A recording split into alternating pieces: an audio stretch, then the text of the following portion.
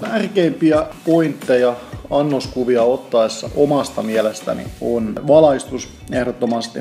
Luonnonvalo aina parempi kuin kotona oleva valo, joka ei ole koskaan optimi annoskuviin, eli ihan ulkona, on se sitten parvekkeella tai ulkona pihalla tai missä ikinä ottaakaan. Ja sitten se auringon kanssa, että pilvinen päivä on aina parempi kuin semmonen, jossa paistaa suoraan aurinkoon. Taustasta ehkä helpoin on puhdas valkoinen tausta, toki puupöytä tai musta tausta tai jopa lautatausta menee, mutta valkoinen on simppele, koska silloin se ruoka tulee siitä kaikkein helpoiten esiin.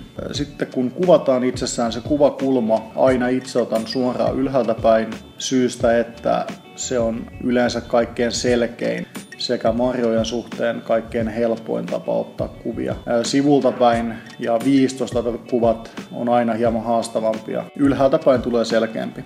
Annoksen esillelaitto ja pleittaus on ihan itsestä kiinni omassa silmässä, mutta selkeys ja tämmönen, en sano yksinkertaisuus, mutta tietty simppelyys on aika kovaa valttia, että liikaa. Värien harmonia siinä annoksessa on semmoinen, että se on aika iso, koska ihminen kumminkin syö ensiksi silmillä. Kisakuvissa kun puhutaan, niin pääkomponentti on se, mikä pitää selkeästi tulla siitä esille.